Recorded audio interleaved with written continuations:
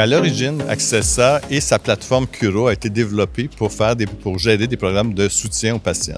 À l'hiver 2022, il y avait une nouvelle molécule pour aider les patients qui avaient des problématiques relatives à la COVID, qui s'appelle Paxlovid.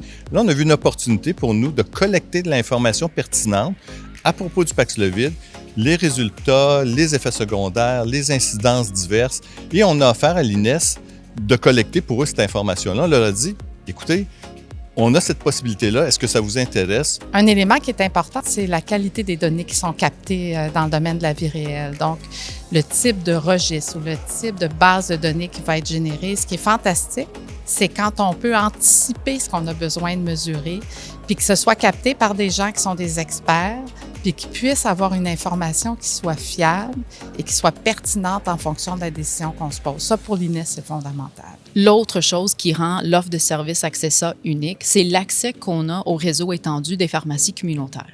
De les amener à collaborer et à contribuer à un tel projet était pour nous une belle démonstration de la volonté de nos pharmacies communautaires à contribuer à un tel projet et je pense qu'ils ont eu du plaisir à le faire.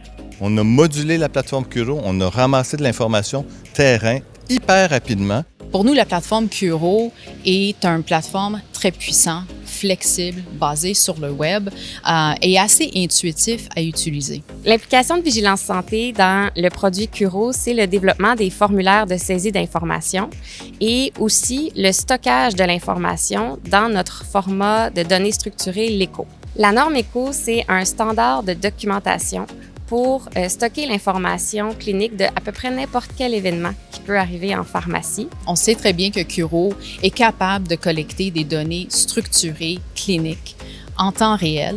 Et le projet Paxlovid était l'opportunité parfaite pour faire cette démonstration-là. Et ça amène notre PSP à être un PSP+, c'est-à-dire capable de donner une information supplémentaire pour les compagnies pharmaceutiques, pour les payeurs, et c'est formidable.